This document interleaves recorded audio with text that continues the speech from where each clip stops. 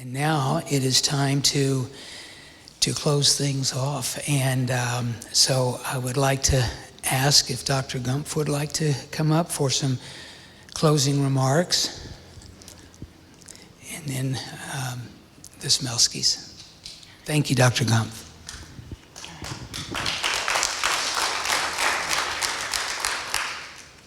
Thank you. I'm Sandra Gompf.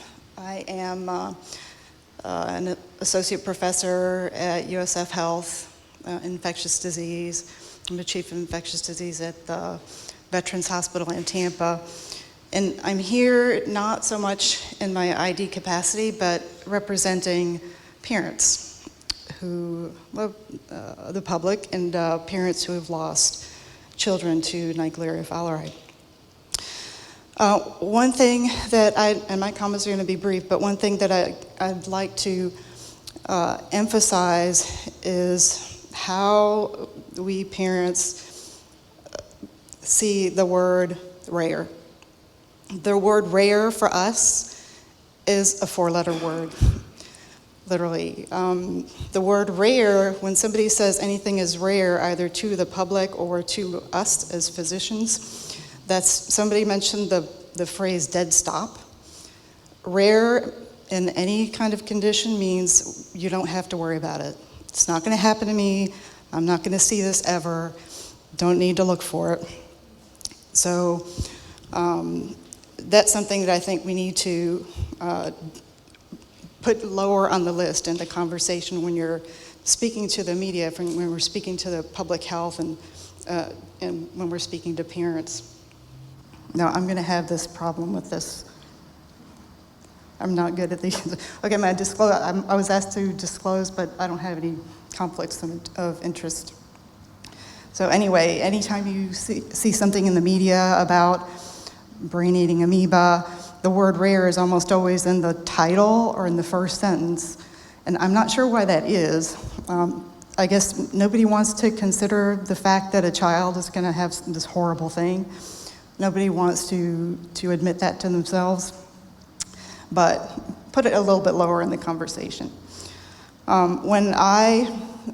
It's interesting, back in 2007, as an infectious disease specialist, when there were a slight increase in cases of PAM that were reported, I had concerns about our family members who were going to lakes and wakeboarding and that sort of activity. And everybody thought I was nuts. This rare is never going to happen. Don't worry about it. So I quit worrying about it. And then just a couple of years later, our son passes away from it. I don't blame our family. I don't blame people who have told us, who've said to me that this is rare, you don't need to worry about it. That's a message that they've gotten from us, from public health, from the media. That's our failing. That's something that I think we can change. I think we should focus more on the important thing. You want to let people know that this is a very serious disease, and it's 99% fatal within the first few days. Our son died in 48 hours, essentially. It's easy to prevent. That's an even more important message from my mind, because although we've had some successes, these cases have been kids who are in the right place at the right time with people who knew what they were looking for. So that's not going to be everybody. Not every hospital has ready access to miltefosine, or even knows to look for it. So again, focus on the prevention, focus on the disease. Yeah, say it's rare, but the Florida Health Department and CDC have I think, the right message. There is always a low risk of Naegleria in warm, unchlorinated bodies of water. And I think we should emphasize that. For my clinician colleagues, I will reiterate what Dr. Sharon said about thinking of the diagnosis, and then so that you can make the diagnosis. There's something that I tell my students and residents all the time, and I call it the infectologist's dictum, which is if you don't look for something, if you don't seek something, you won't find it. I think Socrates actually said that, but it's something that we work on every day, an infectious disease. Don't miss something because it's rare. The other thing I tell that our residents is when you're putting together your list of possible diagnoses, which differential diagnoses, make sure that you cover what's likely, what's reversible, and what's life-threatening. And then you're probably not going to miss a lot of the important things that you should keep in mind. I'm going to talk a little bit about our Amoeba season, Summer's Amoeba season campaign. And for those of you who don't know the story, very briefly, in 2009, our son Phillip, who had just turned 10, went swimming and they went wakeboarding at Lake Arietta in Polk County. About 5 days later, he developed a headache. Within the next 48 to 72 hours, he transitioned from laughing as he came into the hospital with horrible spinal fluid a couple of hours later to hallucinations and to seizures and brain death. So that's why I'm here. And a little bit later in that year, the USF Infectious Disease Division established a memorial fund with the USF Foundation in our son's name, the Phillip T. Gompf Memorial Fund. And in 2014, when I felt that I was able to talk about this in public, we started the Summer's Amoeba season campaign. And what our campaign has consisted of is from May to August every year, we have digital billboards that run, about 6 different billboards that run continuously on I-4, eastbound and westbound. It's in East Hillsboro. So there's a lot of traffic there, and that's situated right between Tampa and Orlando. So people coming and going, and it's right next to one of the cable parks that somebody mentioned. So that's our biggest project as part of the Summer's Amoeba season. But we also have flyers, we have postcards, we have stickers, we have wristbands, and we have some outside if y'all are interested in taking them. We hope to continue to work with the Smelskis, and I really appreciate you having us. It's been a great partnership, I think, and I thank you for everything that you've done.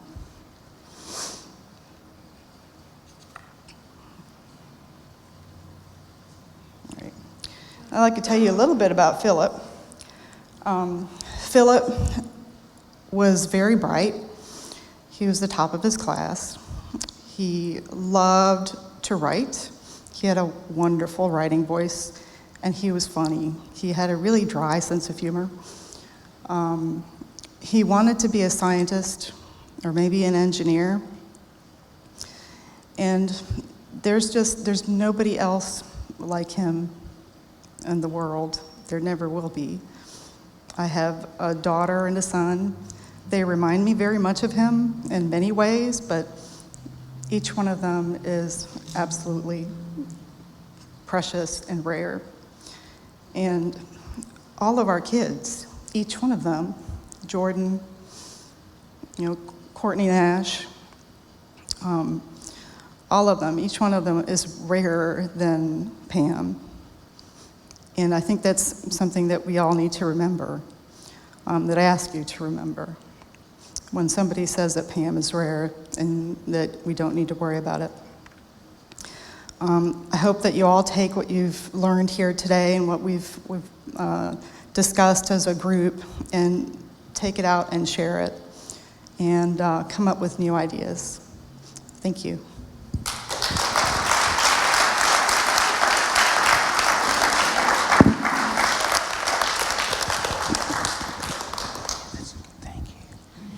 Thank you very much, Dr. Gompf.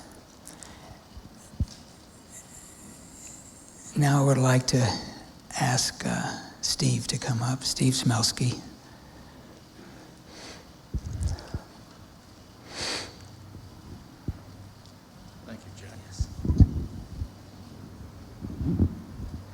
Thank you, Jack. Do we have it on? Good. So I get the hardest part. I get to wrap it up. We can't thank you all enough for being here, taking the time out of your day, your schedule, presenters to come, others to come and share their hearts, our board members to support us. They pick us up when we fall. And all of those of you that came for the education part, because that's why we started this. If you look back at the first PAM Summit, Shelly and I didn't even really know what it meant. It'd been hard enough to get past Jordan's death that the thought of speaking to people in public that wasn't going to happen. So we came to that first summit, and it was emotional, it was draining, it was sad. And then we figured out what we were doing. We got the right people engaged. We got input from everybody.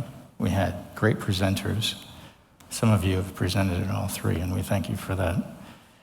But by the second summit, we'd actually saved a life. And when you consider where we came from over 2 years ago to now the third PAM Summit, we've tried to change it every year as we move forward. We're trying to engage more people because more people means more ideas, better directions that we never even thought of to go before.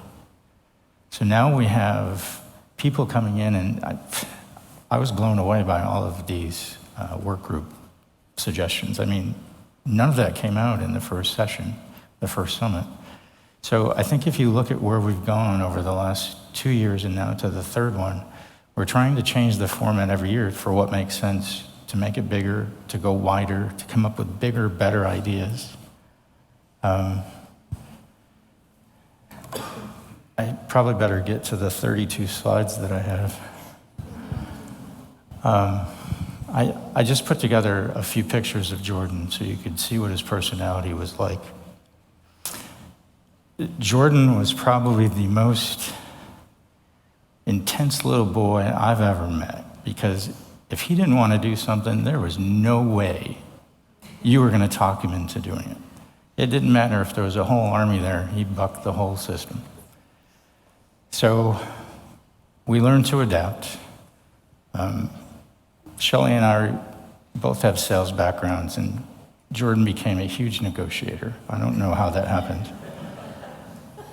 But he pretty much got his way, and we're supposed to be the tough ones. And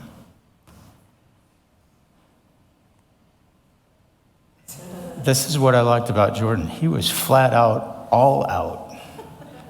He would go first, and he'd do some of the craziest things that would just scare you as a parent to death. But that was our boy.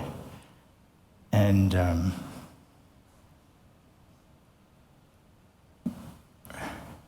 he brought us all of our friends, and he brought us all of you. We were pretty much workaholics at the time, and we didn't have that many friends. And he went to daycare, and all of a sudden, we've got lifelong friends. Gentleman back there, my much older brother, Bill. I mean, these people have been with us through the worst of our life. And at the same time, this little boy would do things that scared me to death. He was a very good rider. And out on his website, in fact, on the back of the shirts that you all got, is a saying, and it's on the back of the program. I didn't realize he was teaching us. He said, when life gives you lemons, you squeeze them back into life's eyes. This means never give up. And until he passed away, we had no idea that was for us. Who would think an 11-year-old could teach his parents so much? So all of you have come together as our family, and Jordan brought all of you to us. And he continues to stay engaged. We're like every parent. The last thing we want people to do is to forget who our child was. That's our biggest fear.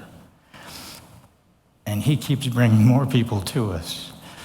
So all I ask is take a look at where we started a little over 2 years ago to what we've accomplished and where we've gotten to right now. I mean, you saw a boy today, you wouldn't have known he had Pam a little over a year ago.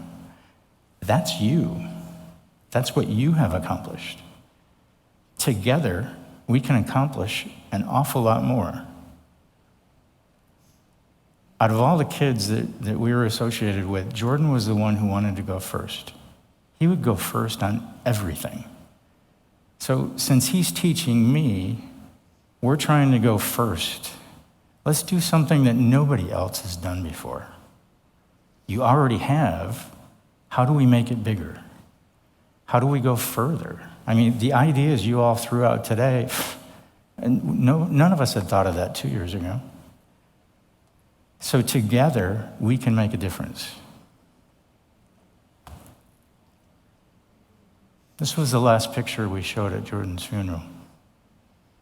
Him riding off into the sunset. All I would like to say is, tomorrow is not promised. So let's do it today. Together, we can accomplish an awful lot together. And we're just asking for your help. The foundation is committed to spending money for research. We're committed to doing training classes. We're committed to doing training videos. In fact, you probably all didn't know it, but we invited all of the world's experts today to sit down upstairs in front of a camera and answer 40 of the most common questions, because we're going to put it out on our Facebook page. And rather hearing it coming from us or from our board members, we've asked the experts to share. I'm going to ask you to share it with all of your friends and tell them to share it, because this is the information parents need to know. We can make a difference. So I would challenge every one of you, how do we make a difference? Please get engaged. We're open. We'll work with anybody. And as far as Tim and Sandy working with us, we can't thank you enough. There are other parents suffering just like we are. And together, we all have a chance to change it. I mean, you saw Sebastian today. That was awesome. We just want to see more of him. So I don't know if anybody's a baseball fan, but they say if you go 1 out of 3, you're an all-star. We got to figure out how to go 5 for 5. So when we have 5 cases come up a year, how do we save all 5 of them? That should be our goal. And with that, I'm going to challenge you to help us do that. We need to figure out how to make this bigger and better. Thank you.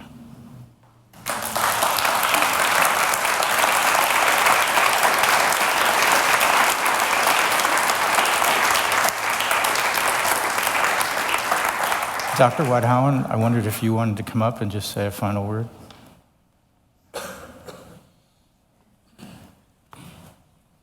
Thank you, Steve. Thank you. Well, I hope you had a very learning-filled and stimulating day. I know I couldn't be here for all of it. There were quite a few sick kids at the hospital that I had to take care of and help them. So I know I missed some exciting discussion, but I did hear some of that talking to people, and I think it's going to lead to further continued work in this direction.